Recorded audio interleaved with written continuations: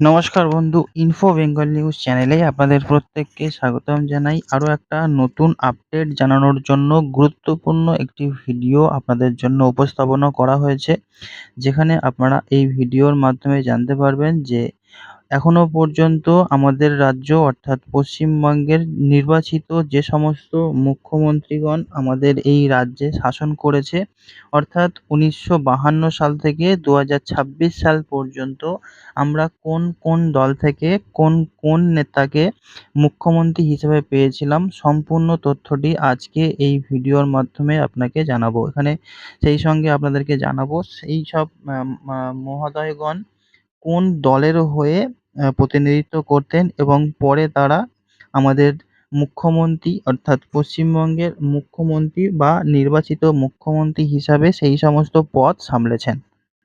তো বন্ধুরা, আজকে আপনাদের শুরুতেই ভিডিওতে যেমনটা বলেছিলাম যে পশ্চিমবঙ্গের মুখ্যমন্ত্রী মহোদয়দের ঠিক কার্যকাল, অর্থাৎ তারা কোন সময় থেকে কোন সময় পর্যন্ত তাদের যে স রাজত্ব তারা চালিয়েছিলেন, সম্পূর্ণ তথ্য আজকে এই ভিডিওর মাধ্যমে জানাবো। তো প্রথমেই শুরু করা যাক ভিডিওটি। যাকে দিয়ে শুরু করব তার নাম হলো আমাদের স্বাধীন ভারতের একটি অঙ্গরাজ্য পশ্চিমবঙ্গের প্রধান প্রথম মুখ্যমন্ত্রী যিনি হয়েছিলেন তার নাম হচ্ছে বিধানচন্দ্র রায়।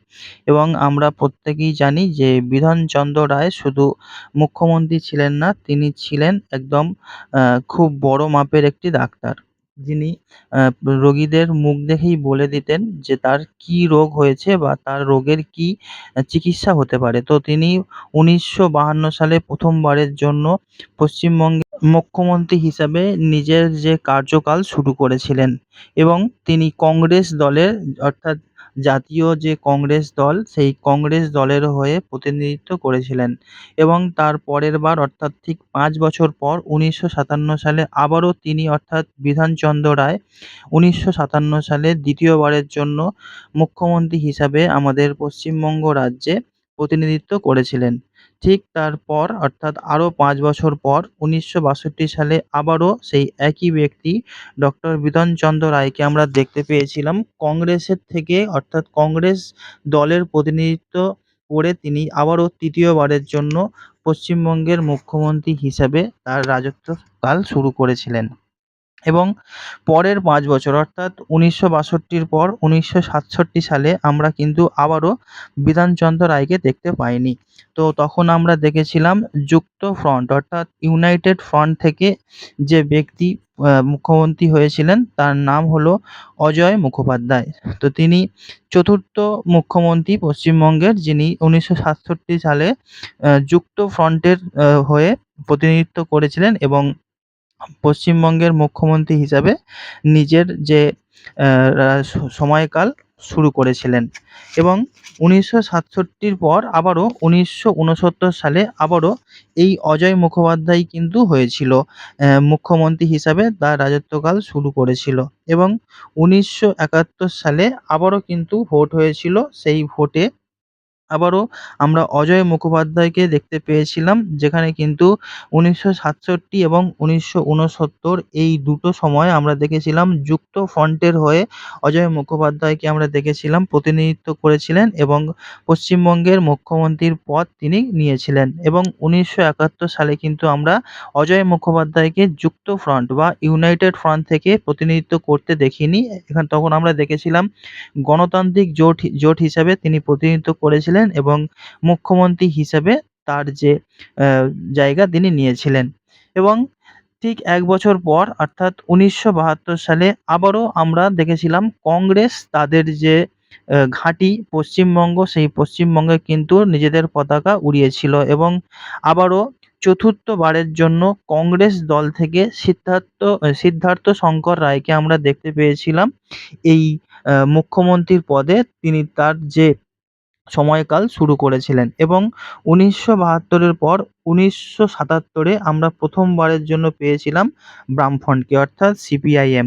এবং এখানে আমরা প্রথমবার দেখেছিলাম বামফ্রন্টের থেকে যিনি প্রতিনিধিত্ব করে জিতে মুখ্যমন্ত্রীর আসনে বসেছিলেন তিনি হচ্ছে জ্যোতি বসু।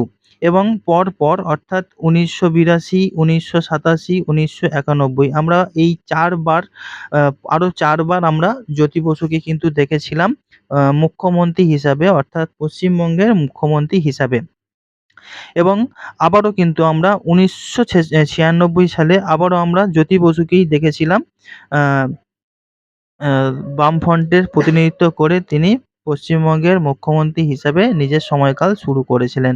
এবং এরপর ২০০১ সালে এবং ২০০৬ সালে আমরা আবার দেখেছিলাম বামফ্রন্টেরই নতুন একটা মুখ, যেখানে আমরা বুদ্ধদেব ভট্টাচার্যকে দেখতে পেয়েছিলাম পশ্চিমবঙ্গের মুখ্যমন্ত্রী হিসেবে নিজের সময়কাল বা তার কার্যকাল সম্পূর্ণ করেছেন। অর্থাৎ ২০০১ এ বামফ্রন্ট দলের হয়ে প্রতিনিধিত্ব করেছিলেন এবং ২০০৬ সালে আবারও বামফ্রন্ট দলের হয়ে প্রতিনিধিত্ব করেছিলেন বুদ্ধদেব ভট্টাচার্য। এবং তারপর যখন ৫ বছর পর অর্থাৎ ২০০৬ এর পর ৫ বছর পর ২০১১ সালে আমরা প্রথমবারের জন্য পেয়েছিলাম বাঙালির, যাকে আমরা অনেকেই অগ্নিকন্যা বলে থাকি, সেই অগ্নিকন্যা মমতা বন্দ্যোপাধ্যায়কে। তো তৃণমূল ও কংগ্রেস জোটের হয়ে ২০১১ সালে প্রথমবারের জন্য আ ৩৪ বছরের শাসন বামফ্রন্ট সরকারকে হারিয়ে দিয়ে মমতা বন্দ্যোপাধ্যায় প্রথমবারের জন্য পশ্চিমবঙ্গের মহিলা মুখ্যমন্ত্রী হিসাবে নিজের শপথ গ্রহণ করেছিলেন। এবং তারপর আবারও ২০১৬ এবং ২০২১ আমরা মমতা বন্দ্যোপাধ্যায়কেই দেখেছিলাম পশ্চিমবঙ্গের মুখ্যমন্ত্রী হিসাবে শপথ নিতে, কিন্তু দলটা তখন আর কংগ্রেসের সঙ্গে জোটে ছিল না। সম্পূর্ণ তৃণমূল কংগ্রেস দল থেকে আমরা মমতা বন্দ্যোপাধ্যায়কে দেখেছিলাম পশ্চিমবঙ্গের মহিলা মুখ্যমন্ত্রী হিসাবে নিজের যে শপথ গ্রহণ অনুষ্ঠান থেকে তিনি শপথ গ্রহণ করেছিলেন মুখ্যমন্ত্রী হিসাবে। এবং বর্তমানে ২০২৬ এ সেই তৃণমূলের কংগ্রেসের জামানাও শেষ হয়ে গেছে। আমরা মমতা বন্দ্যোপাধ্যায়কেও এখন প্রাক্তন করে দিয়েছি, যেখানে পশ্চিমবঙ্গের জনসাধারণ নতুন একটি দল, অর্থাৎ এখনো পর্যন্ত আমরা কংগ্রেস, যুক্তফ্রন্ট, গণতান্ত্রিক জোট, বামফ্রন্ট, তৃণমূল কংগ্রেস এবং তৃণমূল কংগ্রেস জোট, এই সমস্ত দল থেকে প্রতিনিধিত্ব করা বিভিন্ন যে প্রার্থীরা তারা মুখ হয়ে উঠে এসেছিলেন এবং জিতে মুখ্যমন্ত্রীর পদে শপথ গ্রহণ করে কার্যকাল সম্পূর্ণ করেছেন। কিন্তু ২০২৬ সালে আমরা প্রথমবারের জন্য পশ্চিমবঙ্গে ভারতীয় জনতা পার্টি অর্থাৎ বিজেপির শুভেন্দু অধিকারীকে প্রথমবারের জন্য আমরা দেখলাম মুখ্যমন্ত্রী হিসেবে তিনি ৯ মে ২০২৬ তারিখে শপথ গ্রহণ অনুষ্ঠানের মাধ্যমে তিনি পশ্চিমবঙ্গের দায়িত্বভার গ্রহণ করেছেন। তো বন্ধুরা, এই ছিল টোটাল আপডেট, যেখানে আপনাদেরকে ১৯৫২ থেকে ২০২৬ পর্যন্ত পশ্চিমবঙ্গের নির্বাচিত মুখ্যমন্ত্রী মহোদয়গণের নাম আপনাদেরকে জানালাম। তো বন্ধুরা, আপডেট ছিল এই পর্যন্তই। এখানে আপনাদেরকে যে তথ্যটি আপডেট জানালাম, সেই তথ্যটি কেমন লাগলো অবশ্যই কমেন্ট করে জানাতে পারেন। আসছি নতুন কোনো ভিডিও নিয়ে। সবাই খুব ভালো থাকবেন। Good bye.